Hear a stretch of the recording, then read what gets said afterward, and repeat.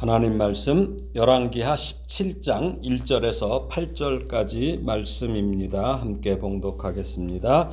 유다의 왕 아하스 제12년에 엘라의 아들 호세아가 사마리아에서 이스라엘 왕이 되어 9년간 다스리며 여호와께서 보시기에 악을 행하였으나 다만 그 전 이스라엘 여러 왕들과 같이 하지는 아니하였더라. 아수르의 왕 살마네셀이 올라오니 호세아가 그에게 종이 되어 조공을 드리더니 그가 애굽의 왕 소에게 사자들을 보내고 해마다 하던 대로 아수르 왕에게 조공을 드리지 아니하며 아수르 왕이 호세아가 배반함을 보고 그를 옥에 감금하여 두고 아수르 왕이 올라와 그 온 땅에 두루다니고 사마리아로 올라와 그곳을 3년간 에워쌌더라. 호세아 제9년에 아수르 왕이 사마리아를 점령하고 이스라엘 사람을 사로잡아 아수르로 끌어다가 고산 강가에 있는 할라와 하볼과 메대 사람의 여러 고을에 두었더라. 이 일은 이스라엘 자손이 자기를 애굽 땅에서 인도하여 내사 애굽의 왕 바로의 손에서 벗어나게 하신 그 하나님 여호와께 죄를 범하고 또 다른 신들을 경외하며 여호와께서 이스라엘 자손 앞에서 쫓아내신 이방 사람의 규례와 이스라엘 여러 왕이 세운 율례를 행하였음이라. 아멘. 17장부터 몇 번 걸쳐서 왜 이스라엘은 멸망했나를 그 주제로 지금 나누려고 합니다. 오늘은 그 첫 번째 시간입니다. 사실 열왕기서의 그 열왕기서 저자가 기록한 목적은 바로 멸망의 이유입니다. 정말 여호와가 계시나? 천지를 창조하신 유일한 하나님이신가? 그렇다면 왜 그 하나님이 택하신 이스라엘이 왜 망했나? 이게 열왕기서의 질문이면서 대답입니다. 질문에 답이 있는 것처럼 남북 이스라엘 한 나라가 멸망하고 이국 땅에 포로로 끌려간 그곳에서 우리가 왜 이 지경이 됐지? 이 원인을 기록하면서 그 당시 지금이라도 늦지 않았으니 다시 여호와 하나님만을 섬기는 백성으로 돌아가자는 것이 열왕기서의 1차 기록 목적입니다. 그리고 두 번째 기록 목적은 이 후대에 오고 오는 후대에 여호와 하나님을 섬기다가 그 순수한 여호와 신앙을 버린다면 그들의 죄가 가득 차게 되고 그로 인해 세상의 노예가 되어서 유랑하는 무리가 되는 것을 방지하기 위함입니다. 열왕기서는 역사의 순서에 의해서 먼저 지금 북왕국 이스라엘의 멸망부터 지금 다루고 있어요. 그렇죠? 열왕기서에는 인간의 눈에 보이는 현상과 또 그 모든 것에 뒤에서 역사하시는 하나님의 이 섭리를 전하며 눈에 보이는 것에 치중함으로써 보이지 않는 하나님을 뒤로 던져버려 버림으로 이 망하게 되는 그 원리를 교훈하고 있어요. 그래서 그런데도 그것을 선택하는 인간의 배후에는 무엇이 있는지를 교훈해주고 있는 것입니다. 오늘 본문 1절을 다시 한번 읽어볼까요? 시작. 유다의 왕 아하스 제12년에 엘라의 아들 호세아가 사마리아에서 이스라엘 왕이 되어 9년간 다스리며 2절까지 여호와께서 보시기에 악을 행하였으나 다만 그 전 이스라엘 여러 왕들과 같이 하지는 아니하였더라. 북왕국 이스라엘은 솔로몬의 불순종으로 인해서 남과 북으로 쪼개지게 되지요. 그래서 북쪽에는 이스라엘, 남쪽은 유다라고 하죠. 그래서 북왕국 이스라엘의 초대 왕인 여로보암은 남유다의 그 예루살렘 성전을 대신해서 단과 베델에 금송아지 우상을 세우죠. 그리고 이 우상 숭배의 길을 열어놓았는데 이후에 북왕국의 모든 왕이 여로보암이 이 열어놓은 길, 즉 여호와께서 보시기에 악한 길로 행함으로 약 200년 만에 멸망하게 된 것이에요. 그 중에 10대 왕이 예후예요. 예후는 아합 가문의 바알 숭배를 척결했지만 예후 역시 여로보암이 세운 이 단과 베델의 금송아지 우상은 제거하지 못했는데 이것은 북왕국의 백성들이 남유다의 성전이 있는 예루살렘으로 제사를 드리려고 그 왕래하다가 자신의 통치를 거부할 것이라는 정치적 두려움 때문이에요. 그렇죠? 그래서 하나님께 예후는 칭찬을 받았지만 하나님이 아닌 이 백성들의 눈치를 보며 이것을 두려워하여 금송아지 숭배를 포기하지 못한 것입니다. 북이스라엘의 멸망 기간이 약 200년, 19명의 악한 왕들이 통치했음에도 사실은 하나님께서 그토록 긴 세월을 인내하시며 멸망시키지 않으신 거예요. 이것은 왜 그렇습니까? 하나님의 긍휼하심 때문입니다.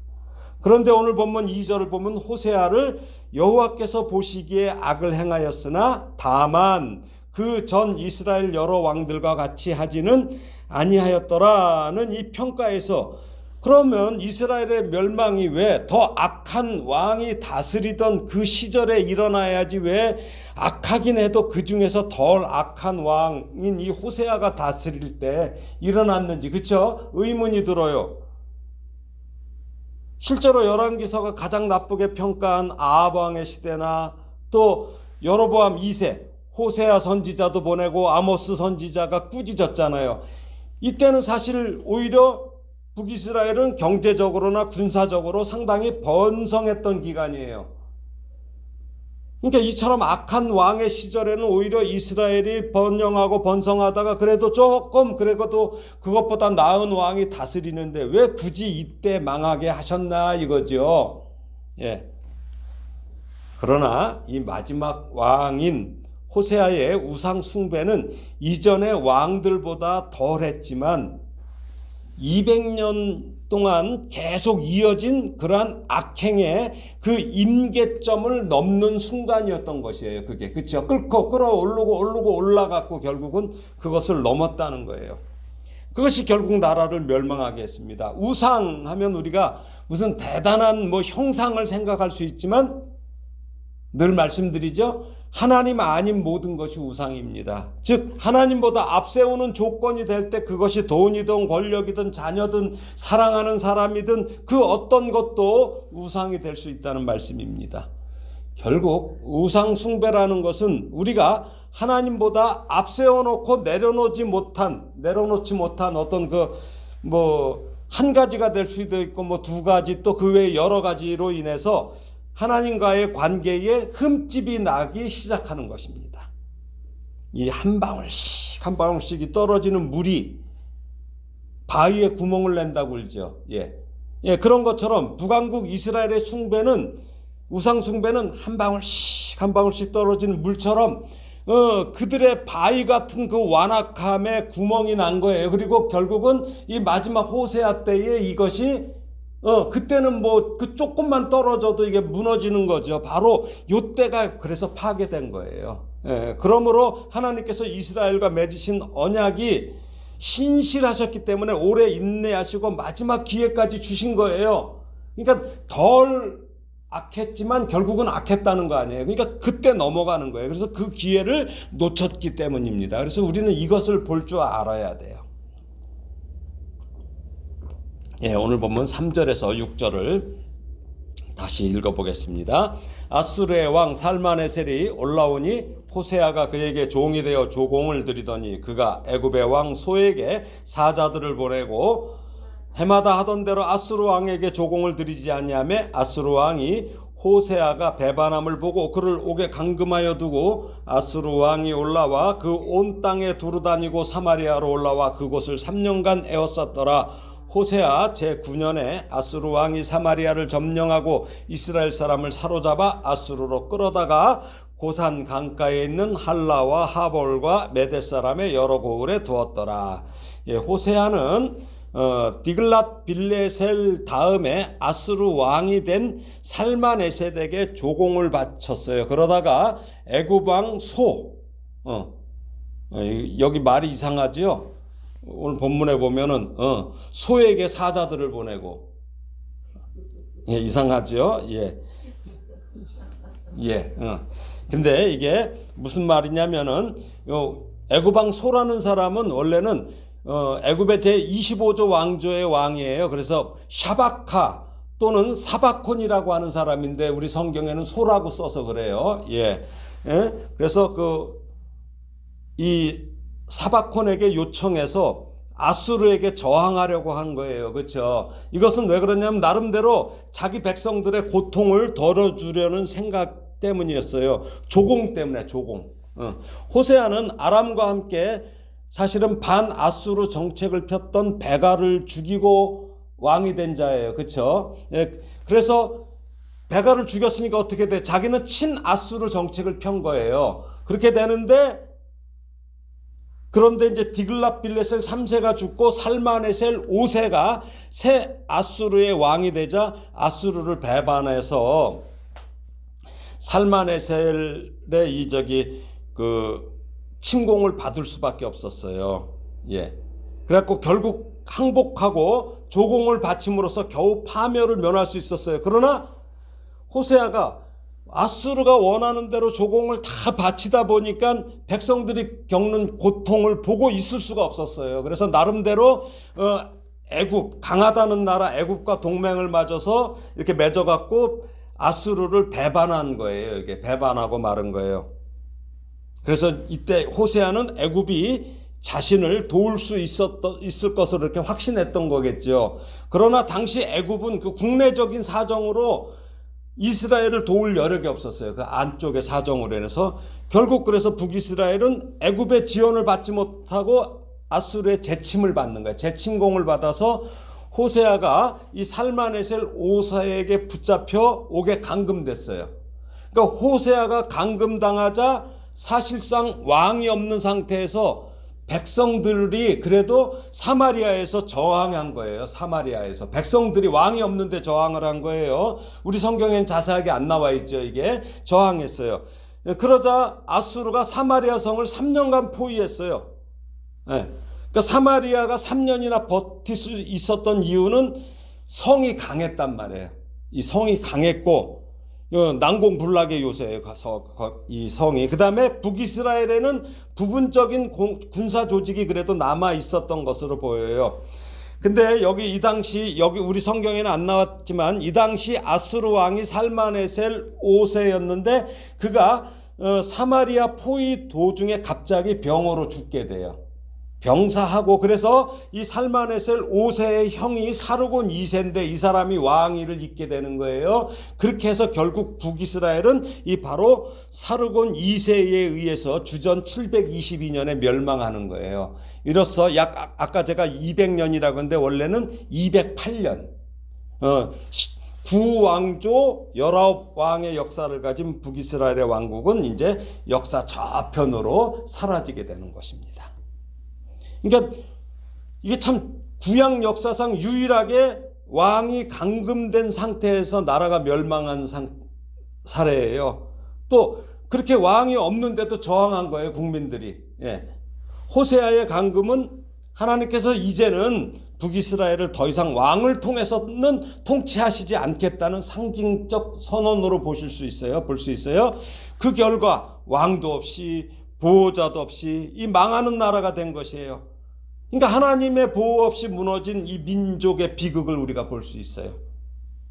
이것은 왕이 없는 이스라엘, 하나님을 떠난 민족이 어떻게 멸망하는지를 보여주는 아주 중요한 교훈입니다. 그래서 오늘 지금 이 부분을 제가 좀 자세하게 좀 말씀드리는 거예요. 우리 성경에 없는 거 보충해서. 자, 그리고 6절에 보니까 호세아 제9년에 아수르 왕이 사마리아를 점령하고 이스라엘 사람을 사로잡아 아수르로 끌어다가 고산 강가에 있는 할라와 하볼과 메대 사람의 여러 고을에 두었더라는 기록은 북이스라엘의 멸망과 백성들이 이제 포로가 됐다는 얘기죠. 예, 포로가 돼서 다 끌려간 거예요. 이 이스라엘이 있었던 가나안 땅은 하나님께서 그들의 조상 아브라함에게 네 자손들에게 주시겠다고 약속하신 땅이었죠. 그래서 이스라엘 백성들은 하나님의 약속을 따라 그 땅을 차지했습니다. 그런데 북이스라엘 백성들은 지금 아수르에 의해서 그 땅에서 쫓겨나요.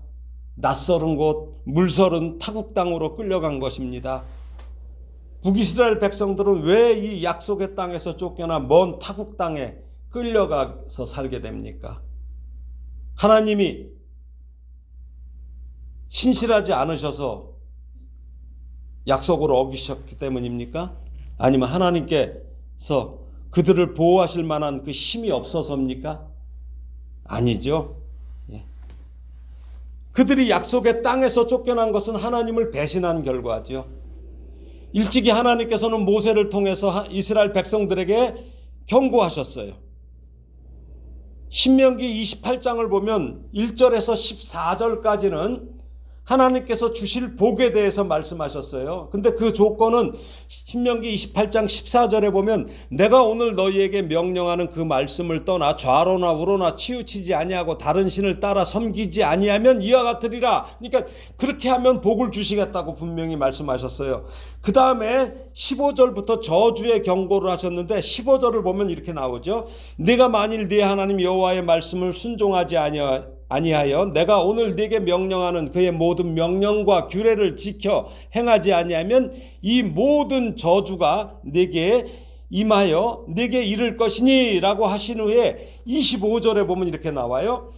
여호와께서 네 적군 앞에서 너를 패하게 하시리니 네가 그들을 치러 한 길로 나가서 그들 앞에서 7길로 도망할 것이며 네가 또 땅의 모든 나라 중에 흩어지고 라고 분명히 말씀하셨어요. 또 솔로몬에게도 말씀하셨죠. 성전을 지어서 봉헌했을 때 하나님께서는 열왕기상 9장 6절 7절에 보면은 경고하시죠. 만일 너희나 너희의 자손이 아주 돌아서서 나를 따르지 아니하며 내가 너희 앞에 둔 나의 계명과 법도를 지키지 아니하고 가서 다른 신을 섬겨 그것을 경배하면 내가 이스라엘을 내가 그들에게 준 땅에서 끊어버릴 것이요 내 이름을 위하여 내가 거룩하게 구별한 이 성전이라도 내 앞에서 던져버리리니 이스라엘은 모든 민족 가운데서 속담거리와 이야기거리가 될 것이며 라고 분명히 경고하셨어요. 이렇게 하나님이 경고하신 대로 북이스라엘이 하나님을 배신했어요. 그리고 다른 신 섬기고 하나님의 말씀에 불순종하자 200년 동안을 인내하시고 기다리시다가 그들을 당신의 약속의 땅에서 쫓아서 이방 땅에 흩으신 것이죠. 이걸 누구 탓을 하겠습니까? 자, 오늘 본문 7절, 8절을 다시 읽어보겠습니다. 이 일은 이스라엘 자손이 자기를 애굽 땅에서 인도하여 내사 애굽의 왕 바로의 손에서 벗어나게 하신 그 하나님 여호와께 죄를 범하고 또 다른 신들을 경외하며 여호와께서 이스라엘 자손 앞에서 쫓아내신 이방 사람의 규례와 이스라엘 여러 왕이 세운 율례를 행하였습니다. 앞서 6절에서 이스라엘 백성들이 포로로 끌려가 세계 곳곳에 흩어진 이유를 살펴보았는데 결론은 무엇이에요?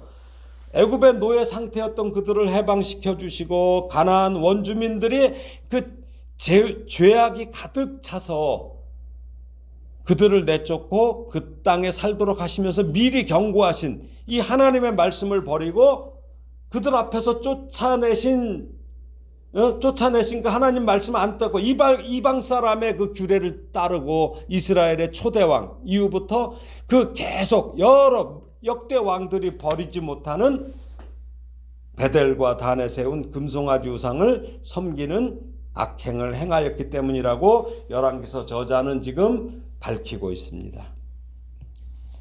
하나님께서는 십계명의 서두에서 이 사실을 분명히 밝히셨어요. 출애굽기 20장 2절에 보면은 나는 너를 애굽 땅 종되었던 집에서 인도하여 낸 네 하나님 여호와니라. 무슨 말씀입니까? 이스라엘의 참된 구원자시고 보호자이시며 인도자이신 하나님을 이스라엘 백성들이 버린다면 보호자를 버리는데 어떻게 보호를 받겠어요? 그러니까 결과는 망할 수밖에 없는 거죠. 자신들의 구원자를 버리면 당연히 망하는 것입니다. 또 출애굽기 20장 3절에는 너는 나 외에 다른 신들을 내게 있게 말지니라. 이 계명은 하나님께서 우리에게 주신 첫 번째 계명이죠. 나 외에 다른 신을 두지 말라고. 이스라엘 왕과 백성들은 이 첫 번째 계명을 어긴 것이에요. 우리가 옷 입을 때 첫 단추 잘못 끼우면 그 다음 단추도 잘못 끼워져요. 그런데도 고집 부리고 계속 끼우면 결국은 모든 것이 잘못되는 거죠. 어떻게 해야 합니까?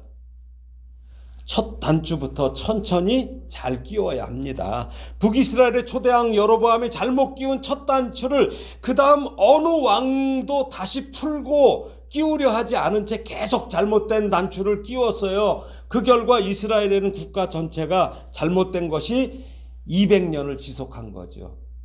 그 삐뚤어져 갖고 그러고 있는 거죠. 계속. 네. 이런 상황에서 호세아는 하나님을 먼저 생각하고 하나님을 의지해야 함에도 세상의 방법과 술수로 이걸 해결하려고 그랬어요. 애굽이 강한 것 같아 갖고. 그렇죠? 예, 그러다가 파국을 맞이한 거예요. 호세아는 이스라엘 백성들이 하나님께로 돌아가도록 이렇게 회개하는 모습은 전혀 없이 눈에 보이는 이 강대국 아수르와 애굽 이 둘 사이에서 줄타기를 하다가 그 줄이 끊어져 버린 거예요. 말씀을 정리합니다. 하나님께서는 북이스라엘이 망하기 전에 모세를 통하여 신명기를 주셨는데 그때가 주전 1406년경이에요. 하나님의 말씀은 단순해요. 화려하지도 않아요. 어떻게 보면 꼭 투박하기까지 해요. 근데 그 말씀을 지키면 복이 되고 지키지 않으면 저주가 됩니다. 그러니까 처음에 그 신명기를 통하여서 말씀을 주신 그 1406년부터 684년 후에 북이스라엘이 멸망하는 거예요. 684년이 지난 후에. 왜 그래요? 이 말씀을 지키지 않았기 때문입니다. 이 시대도 북왕국 이스라엘의 시기와 그리 다르지 않아요? 교회는 좀 더 좋은 건물과 좋은 프로그램으로 세상에 나아갑니다. 그러다 자칫 본질을 잃고 교인들의 숫자에 집중하다가 무너지는 교회들이 유럽에서 나타났고 미국에서 나타났으며 이런 일이 이제 지금 한국 교회에 닥치고 있습니다. 겉으로 보이는 선교 전략이나 이런 것보다 투박하게 말씀을 읽고 들으며 그것을 매일의 양식으로 삼아 말씀의 능력으로 살아내는 것이 교회의 본질이에요. 오직 예수 그리스도께서 행하신 그 삶을 흔들리지 않고 그대로 따르는 참된 제자로 살아야 되는 거죠. 멋부릴 필요 없어요. 화려하지 않고 조금 부족해 보여도 말씀대로 살아내는 복된 성도, 그래서 망하지 않고 흥하는 성도가 되시기를 예수님의 이름으로 축원합니다. 아멘.